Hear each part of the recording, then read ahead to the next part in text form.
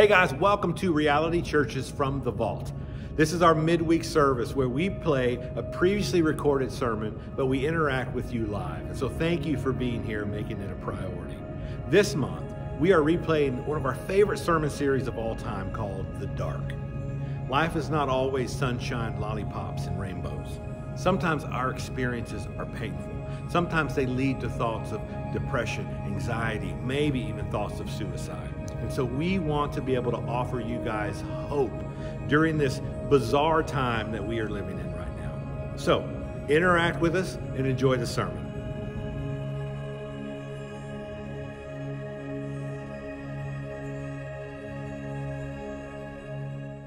(1926) Prohibition-era Chicago, and a baby boy is born, a child of grace. Literally, his mother's name was Grace.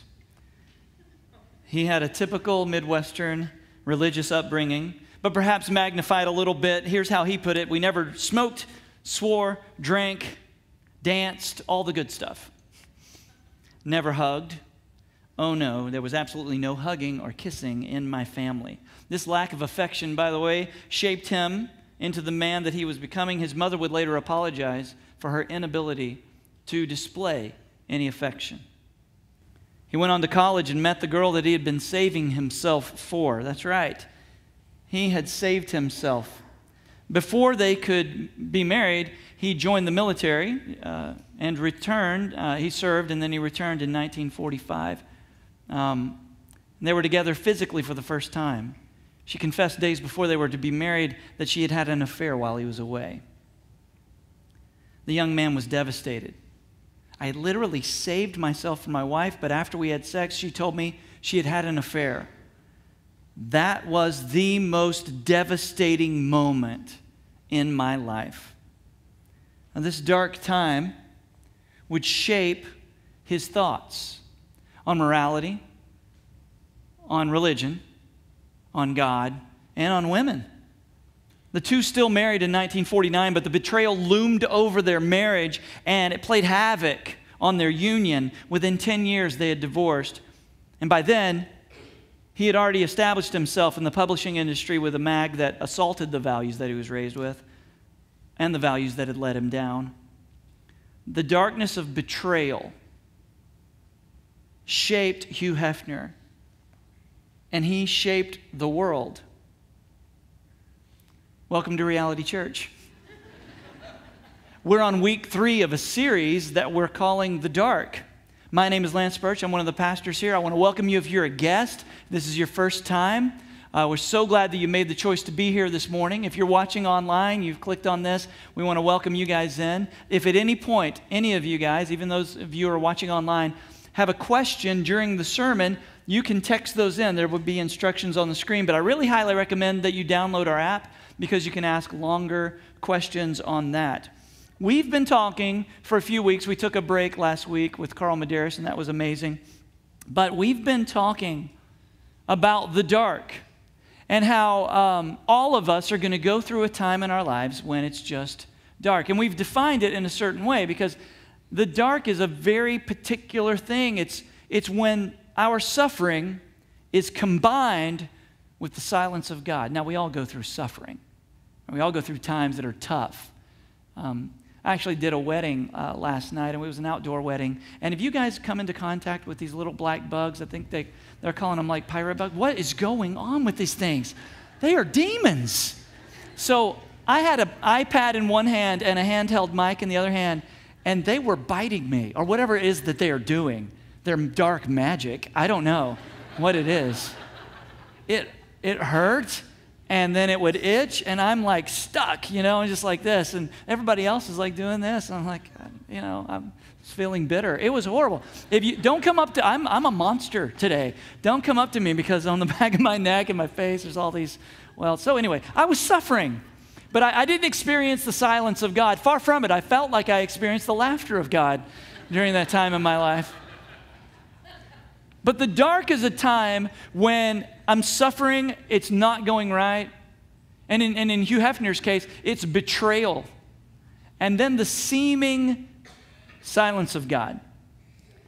We get confused by those moments, especially when it's about betrayal, when somebody that we've loved and trusted ends up betraying us. And usually during those times, somebody is going to, at least if you know any believers, they're going to bring some scripture into your life. And no series on the dark would be complete without us looking at one of those that gets brought up more than anything when you suffer. Romans 8:28. So let's take a look at it. It says this. And we know, it's all us believers, we know this, that God causes everything to work together for the good. Now, I want you to notice the way this is worded. God doesn't necessarily cause every bad thing, but He causes every bad thing to work together. So He uses that thing to work together for what? For the good. Say that with me. 1, 2, 3, good. People use this all the time. You're going through a rough stretch. Hey, we know that God causes everything, even your really, really, really dark time, to work together for the good of those who love God and are called according to His purpose for them. So in other words, if you're following Jesus and you're going through a rough stretch, we need to know something. God works all things for good. Now, question, what does good mean? In the context of hurting, in the context of suffering, what does good mean? What is God doing? How is He going to make this good? In the context of heartbreaking loss, when all hope is gone, what does good mean? Or perhaps most painful of all, what does good mean when you're betrayed? When somebody cheats on you? When somebody abuses you? When somebody that you've trusted tells what you've told them? And all of a sudden you feel completely alone. In the context of betrayal, which leads a lot of us to dark times, what does good mean? Because if we're not careful, even, believers can get really twisted up on this idea of how life works.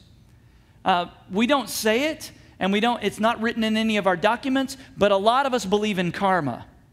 A lot of us in this room, we think if I do good stuff follows. If I pay my taxes and I don't cheat on my wife and all this, then I'll get the sweet parking spot. Karma. Have you ever, if something good happens to you, have you ever heard anyone or had anyone say to you, you know what, you must be living right? And we nod our head, yeah, I guess so, because, I got I'm whatever it is, sweet parking spot. This is not as bad as last service when I said delicious snake. We'll get to that, and I'm really going to try not to say delicious snake. If we're not careful, we're going to believe that every time we do something good, something's going to get stocked up for us, and something good's coming our way. We believe in, like, Christian karma, I guess, is what we would call it. And that leads to a lot of confusion. That idea seeps into our mind. I must be living right. Because what if we're doing the right stuff and something horrible happens or somebody betrays us? It can really baffle us when those who are closest to us cheat or abuse or lie or abandon. That betrayal leads to a special kind of darkness, the kind of darkness that has a name attached to it, the kind of darkness that we can blame and point to. Now, Jesus was familiar with this kind of darkness. A lot of us, when we think of betrayal and Jesus, one name comes to mind if you've been in church. Or maybe even if you haven't been in church, one name comes to mind when you think of betrayal and Jesus. What's that name? Judas. Yeah, he betrayed him. Sold him out. But there was another one. A man who was one of his closest friends. Was with him during the hardest times. God had, Jesus had asked him to come in close. And with about a couple of other guys, they hung out with Jesus more than anybody else. He was courageous. He was passionate. He was fearless. He said, I'm going to be there for you. He looked him in the eye. They sat knee to knee, eyeball to eyeball, and they said, I'm going to be there for you. You can count on me. And yet, that guy, his name was Peter, at the moment when it really, really came down to it, Peter betrayed his best friend. Peter betrayed him, turned his back on him. Here's the scene. Jesus gets betrayed by Judas, and then the trial starts out, and all of his disciples scatter. Now, Peter follows, but he follows at a distance. And he finds out where they're taken, and they're putting Jesus on trial. It's a mock trial. It's not, it's all filled with lies, and it's going to end up in his crucifixion. Still, it's a trial, and Peter is following. He's warming his hands next to a fire, and somebody notices him, and he says, wait a minute, aren't you associated with him? Are you one of his disciples? And Peter says, actually, it was a little girl, like a little teenage girl. And he says, I don't know what you're talking about. And he kind of scoots around, and somebody else notices him. You speak like a Galilean. You sound like those guys that hung out with Jesus. Are you one of those guys? And he says, I don't know who you're talking about. I don't even know the guy. Finally, someone comes up to him and says, no, I saw you with them. You used to hang out with him. And he curses. And he says, I don't know the man, with a curse.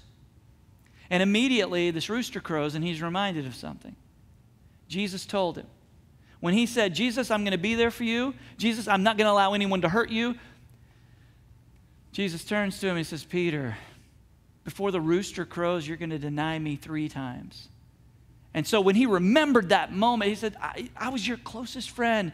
And now I've betrayed you, not once, not twice, but 3 times. Here's what he did. He went out, ran away, and he wept bitterly. Have you ever wept bitterly? You know that kind of ugly cry that you hope nobody walks in on? You know, your shoulders are just weeping bitterly about himself. How did I become this person? How did this happen? I've betrayed my best friend. I betrayed the one that I said I was going to be there for. This is Peter's dark. He's right in the middle of it. He's lost hope. His self-confidence has been stripped away, and this guy is pretty confident. He thought he could do anything. This is the guy that was the water walker. He walked on water. This is the guy, when Jesus said, who do you guys say that I am? Peter says, you're the Christ, the Son of the living God. And Jesus turns to him and says, you know what? You're like a pebble, but on this rock, his name was Peter, means like a little rock. He says, on this Petra, I'm going to build my kingdom. On what you just said, Peter. So he had all sorts of confidence, but it was being stripped away moment by moment as he realized, I thought it was about me. I thought I had it all together. I thought I was going to be able to do it. And all of that's being stripped away. And he's weeping bitterly before God in the dark without hope. And the thing is, Jesus had told him this was going to happen. In fact, in Luke 31, he says, Peter, Satan has requested that you be delivered into his hands to be sifted like wheat. He's gonna like do his work on you. He's gonna do what he does best. He's gonna sift you like wheat. You're gonna be stripped away. And we've given him, I've given him permission. He's gonna do that. But I've prayed for you, Simon, that's Peter. I've prayed for you, Peter, that your faith should not fail. And then he goes on in verse 32. So when you have repented and turned to me again, so after you do all this bad stuff, after you betray me 3 times, after you tell everybody you don't know me, I've prayed for you, so you're going to repent. So after you've done that, here's what I want you to do, Peter. Strengthen your brothers. Because some of them think it's about them. Some of them have confidence in themselves. And after it's stripped away from you and you finally get it, I want you to use the way that I've shaped you to shape others. Jesus told them it was going to happen. He even hinted at the reason that it was going to happen, because he needed to be a different kind of Peter. Not the kind of Peter that was always, he was the boy with the foot-shaped mouth. He was always shooting off. He was always saying stuff. And Jesus said, you need to be a different kind of Peter. A Peter who's not just talking about being fearless, but who could actually be fearless. So this moment of darkness, even when it was about betrayal, shaped Peter. And it wasn't karma. It wasn't you did bad stuff, now bad stuff is going to happen to you. No, instead, in the dark, what Peter found was something much better than karma. He found grace. It's a word that we use sometimes, but I don't know that we get it. In the Old Testament, we said that it's translated from hesed, meaning the unfailing love of God. What hesed means is that I keep breaking the commitment, the covenant, and he keeps keeping the covenant. That's who God is. He gives me everything when I deserve nothing. Peter didn't deserve anything, but he found, instead of karma, he found grace. And the grace that Peter was shown shaped him into who he was becoming. And he, in turn, shaped others. And this is the truth. God uses the dark to shape you and your response to shape others. I know in the first week we said it's not bad to ask why. Because if why is what the question that resides in your heart, then ask it. But today we're going to try to move from why to how are you going to use this? What's going on here? What is the purpose of this? And we're not going to have all those questions answered, but I think one of the hints that God gives us all through Scripture is that I'm using it. I know it's painful, and I know it's betrayal, and I know it's something that you don't want to go through, and really in my perfect will, I don't want you to go through, but I'm going to use it to shape you into the person that you need to be. So God's going to use it. Uses the dark to shape you and your response to shape others. Our relationship to times of darkness changes the moment we believe in Jesus. Our relationship to the darkness changes the moment we say Jesus is who he says he is. The way we feel about the dark switches the moment we say there's a God who has all this and I don't have to worry about it. It's not about me, it's about him. There's a switch that happens there. We can actually celebrate the dark. And I know that sounds crazy. And maybe we can't do it in the moment, but we can in the rearview mirror. We can say, I see what that did for me. We can celebrate the dark because we know what it does. Depending on our response, it shapes us to look a little bit more like Christ. Paul said this. Paul was this guy who started out as persecuting the church, but then he became a believer in Jesus Christ, and he started planting churches. There was a lot of opposition. In fact, Paul faced so much opposition that at one point people threw rocks at him till they thought he was dead, and they just left him there. So it was like Paul had been through it. In fact, in his letter to a church in Corinth, he said, we don't want you to be ignorant of all the trouble we've had. We've had plenty of it. And he says, we were crushed, we were overwhelmed beyond our ability to endure, and we thought we'd never live through it. In fact, more than that, we expected to die. We were at that point when we thought, this is it. And maybe you've never been there. I've had moments in my life where I thought, this is it. I hope it was a good one, because this is it. I was in a car accident one time where I just fully believed, so these are my last thoughts before I check out. Well, Paul was saying, this is it. I expect to die. But then in verse 9, he says, as a result, because all of our hope was gone, we stopped relying on ourselves and learned to rely only on God, who raises the dead. Now, you may think that you rely on God right now. You may think that you're in a state of relying on, and you might be. I don't know. But typically for me, I don't really learn how to rely on God until God is literally the only thing I have. I don't learn that pattern of saying, God, I'm going to go to you and you only until I go through dark times where he shapes my heart and I don't have anything else. And I've been through those times. And what Paul is saying is, because of that, it was bad stuff. People were betraying us. People were lying about us. People were abusing us. But it was shaping me into the person that I needed to be. We learn to rely on God in a different level in the dark. And God redeems. It means he makes it valuable, our pain. And he uses it to shape us. And it's not about karma. It's not about if I do good stuff's going to happen. Or if I do bad stuff's going to happen. Yeah, there's a principle in Scripture of planting seeds and you reap what you sow. But there's nothing in the Bible about if I stack up good stuff, unrelated good stuff is going to happen to me.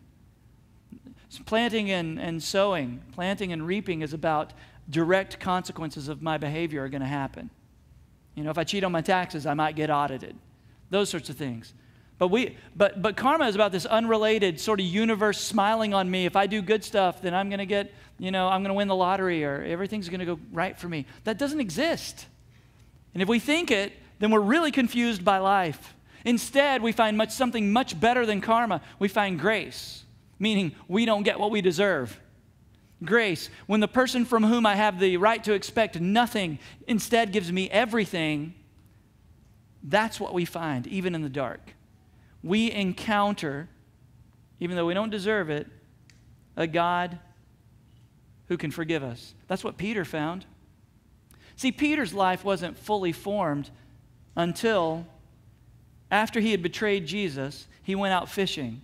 And he had kind of, that relationship was kind of strained. And the resurrected body of Jesus, the resurrected Jesus was walking along the shore, and Peter was fishing. And he said, finally Peter realized that's Jesus, resurrected, that's his body. And he actually ate fish with him, so Jesus had a physical body. And he took a walk with Peter, and he said, Peter, do you love me? And Peter said, I love you. And they continued walking a little bit further, and Jesus turned and said, Peter, do you love me? He said, yeah, Jesus, I love you. And he asked him the third time, Peter, do you love me more than these? And some people say that he was pointing, to the other disciples, or we don't really know. It was kind of vague, but whatever it was, it broke Peter's heart. And he said, Jesus, I love you. I do. And every time Jesus would say, feed my sheep, feed my lambs, feed my sheep. What he was saying is Peter, by the way, Peter realized he was asking him 3 times. And how many times did Peter betray him? 3 times. It was shaping him into the man he was going to become. It was dark. It was painful. Yeah, absolutely. But it shaped him into a new kind of Peter. How many of you guys think that you're just static? You're just the way you are. That's the way you're going to be. What if God says, no, you can be better? And maybe the dark is going to get you there. So the kind of good that Romans 8 is talking about has got to be different than maybe what we think when we think of good. Maybe the good that Romans 8 is talking about, God is going to use everything to work together for our good. The good of Romans 8 is so good that it's the eternal kind of good, the forever kind of good, not the good of an ice cream cone or a delicious steak. Yes! Not the good of getting a word right in a sermon. It's not like getting that sweet parking spot or receiving an unexpected check in the mail. It's not the good of a beautiful sunset or even a mountain vista. Guys, it's not even the good of a long, healthy marriage or a loyal friend. Not the good of everything turning out okay, the cancer going into remission, the marriage restored. No, this is the kind of good that goes on without end. The never-ending good. You're an eternal being, and anything that God does in you character-wise, anything that He shapes you in, is going to last forever. And it's going to not only shape you, it's going to shape everybody that you come into contact with. We should, as Reality Church, have a group of people that are being molded by God, who are going out into a community and living differently because of it. And the lab or the kiln or the anvil that God uses to shape us is the dark. And in the middle of that, we find the good that Hesed brings. We find the good that this Hebrew word, when the person from whom I have the right to expect nothing gives me everything. And that word chesed from the Hebrew is translated over into the New Testament is grace. We find it.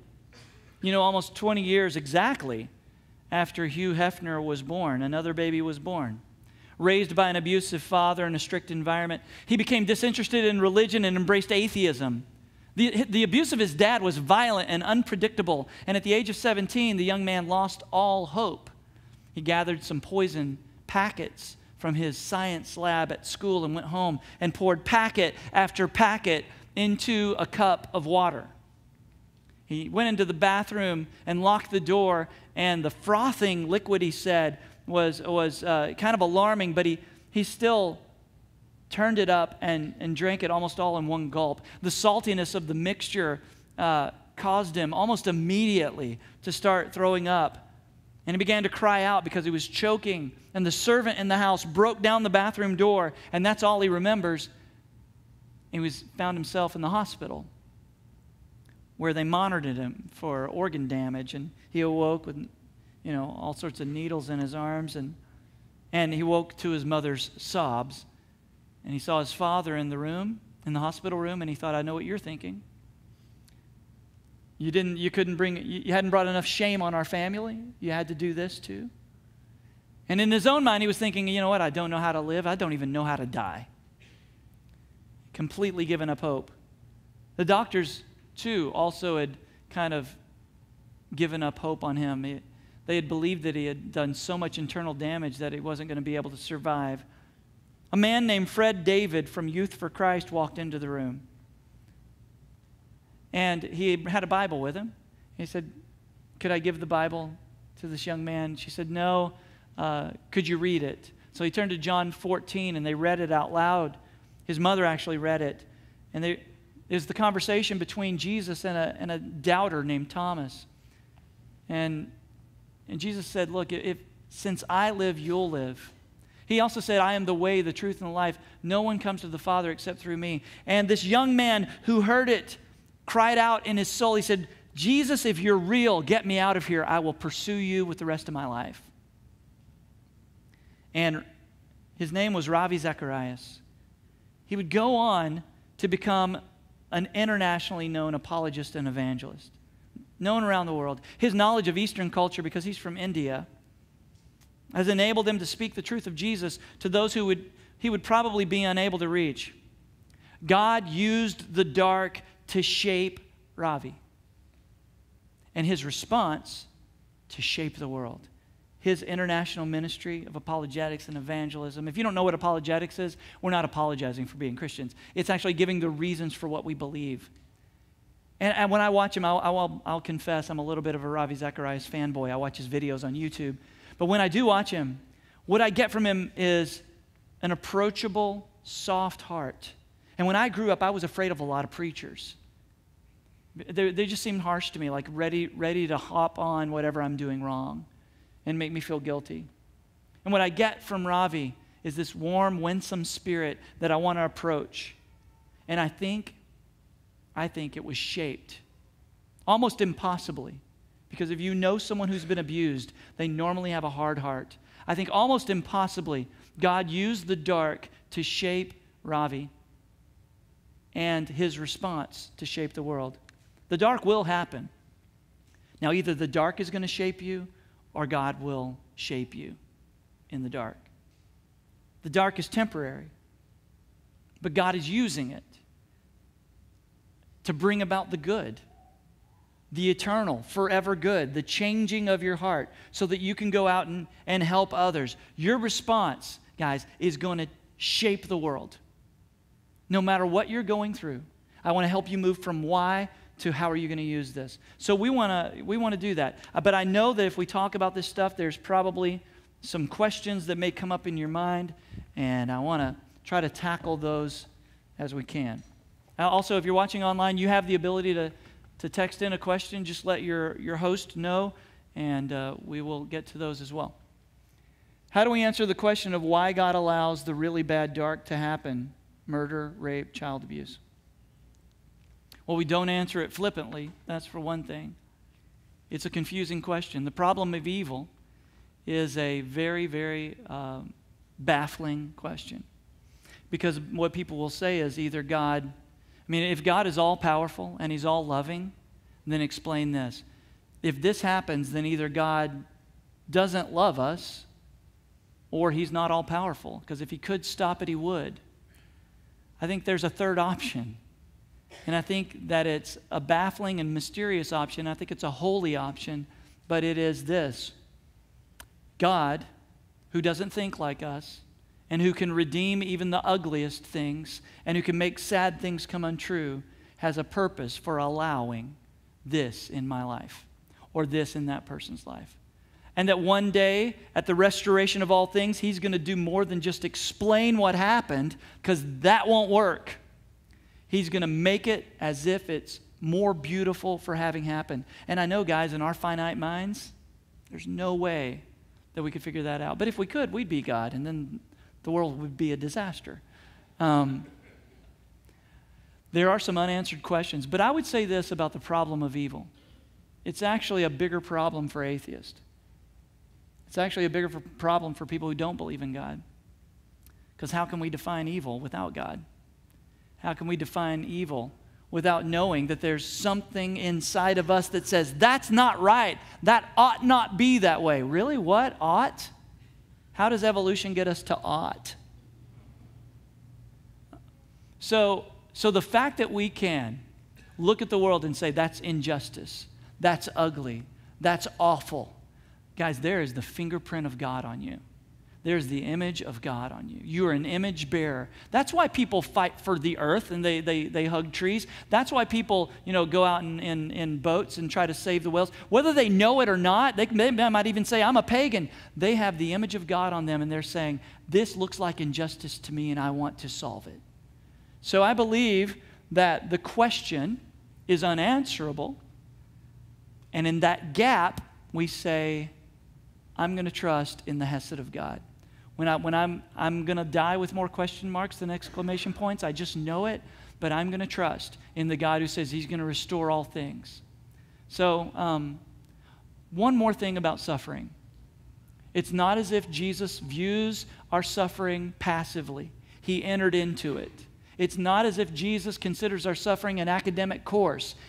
We're not lab experiments and him watching us. He entered into our suffering and suffered more than any human ever has.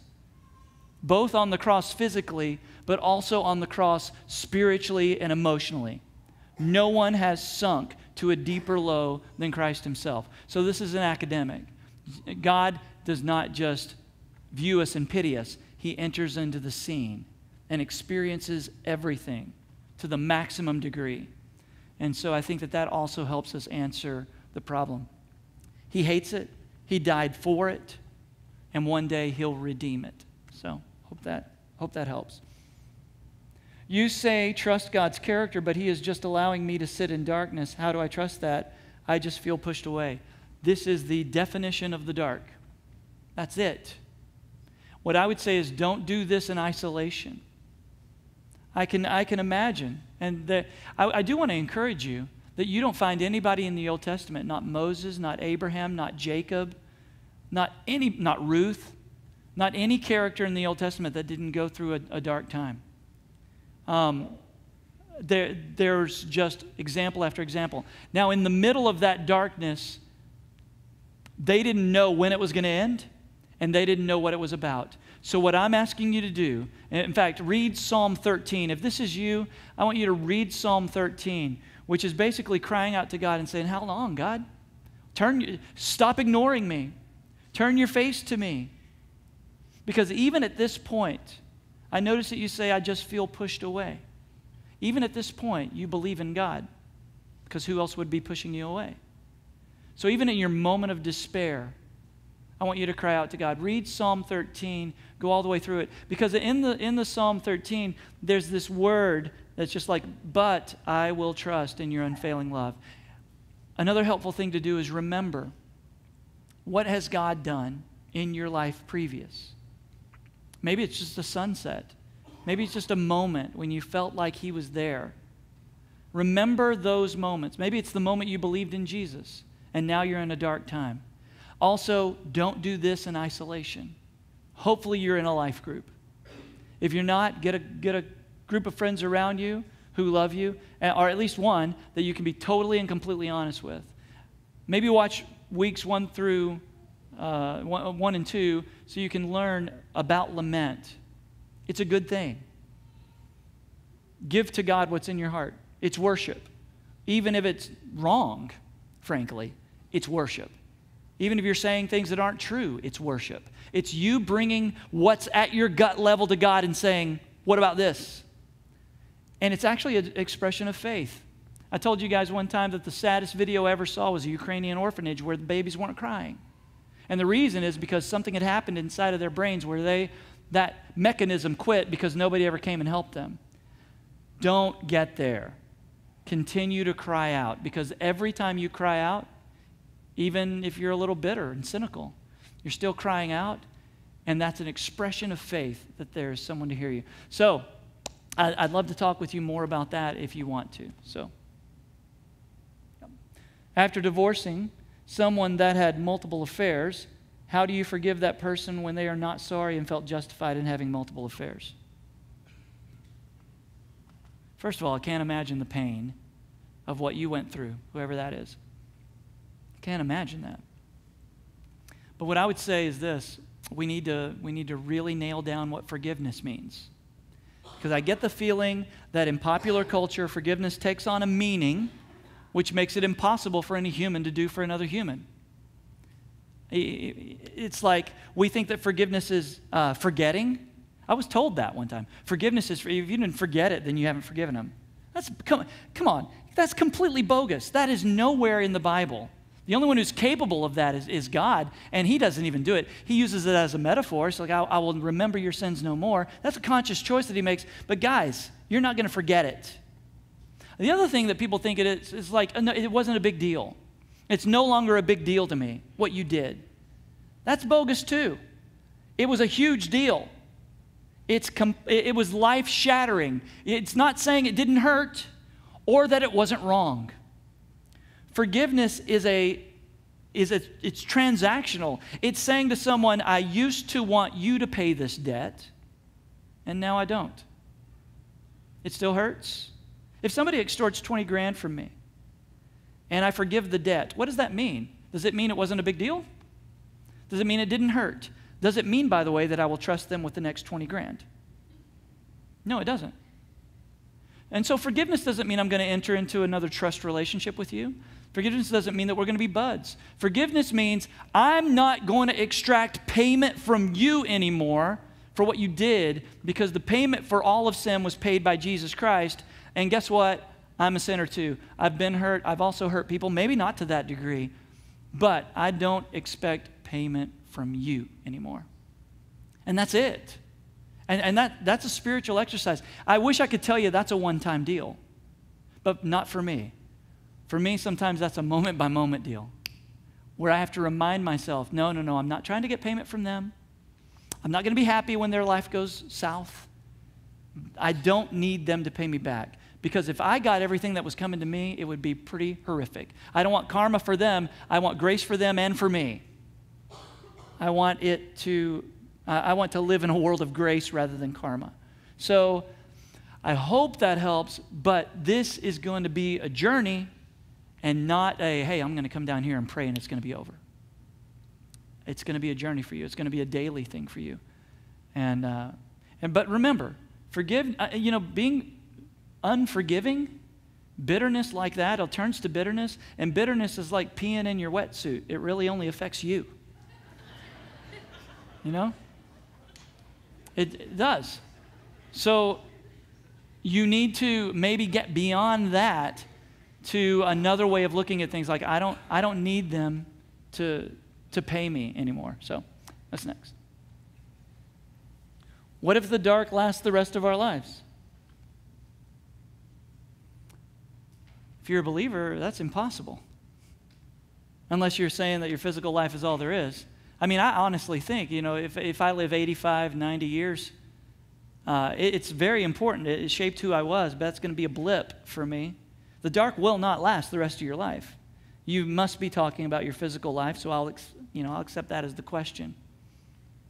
It has before for other people. Read Hebrews 11. There were people in serious suffering, and they hoped for Jesus to come and rescue them, and they hoped for this, and they had hope in that. And they didn't realize that hope on this side. The dark is always temporary, but you are not temporary. And so if somebody enters into a dark place, and guys, sometimes people succumb to the hopelessness, even believers, and they exit too quick. So what if the dark lasts your whole life? I think that would be a rare occurrence, because I think God wants to shape you for usefulness on this side. And so I think that would be a rare occurrence, but it's possible. God can do whatever he wants to do. What I would say is this: God will redeem it through eternity. He will redeem everything. And so if that's you and you think this is just going to stretch out till I die, I think I would tell you probably not. Probably not. And maybe this is the first day when you start to see the light. that you're coming out of the dark. So probably not, but it could. And if it does, the party that God's going to throw forever in eternity is going to be that much happier for you. You're going to exit this world in the same way we ought to think about this world. Not much. It was nice, but not that great. And I long for something I long for what God wanted this world to be at the very beginning. And He will make it that way. He'll redeem every broken heart. He'll wipe away every tear if that happens. But I doubt that it will. So, next. Why does one man get to have one proper response, which leads to redemption, and another man not get to have the right response, which leads to death?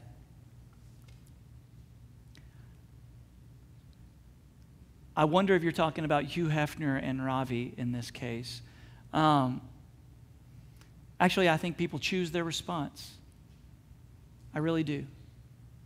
And I guess I would say that to you right now. All of us are choosing our response. I know that you can't choose what happens to you, but I don't consider it, I get to have the right response to this, or I didn't. I actually believe that you right now, no matter what kind of darkness you're going through, have the choice to either trust in the unfailing love of God or not. In the one case, God allowing suffering into your life can lead to out-and-out rebellion if you let the dark shape you. Or God can shape you in the dark, which leads to a total different deal. So I guess we're all at a fork in the road when we hit dark times. But I would say it's your choice. We're going to give you guys a chance. We don't do this very often, but we've been doing a little bit with the dark. We're going to give you guys a chance to move from why to how are you going to use this. Actually, I had someone come down and pray during the first service. And she said, I just want to celebrate God and how He's shaping me in the dark. And I heard that prayer. It was really cool. So we're going to have some people down front here. They're going to sing Reckless Love. And I'm going to invite you guys to just come down and pray and try to move from why, which is a good question, to how are you using this to shape me? And I'm going to trust in you. It's going to be really difficult for people to do that without us all standing. So if you guys would all stand with me during this song, and I invite you to come and just pray with those who are down front here.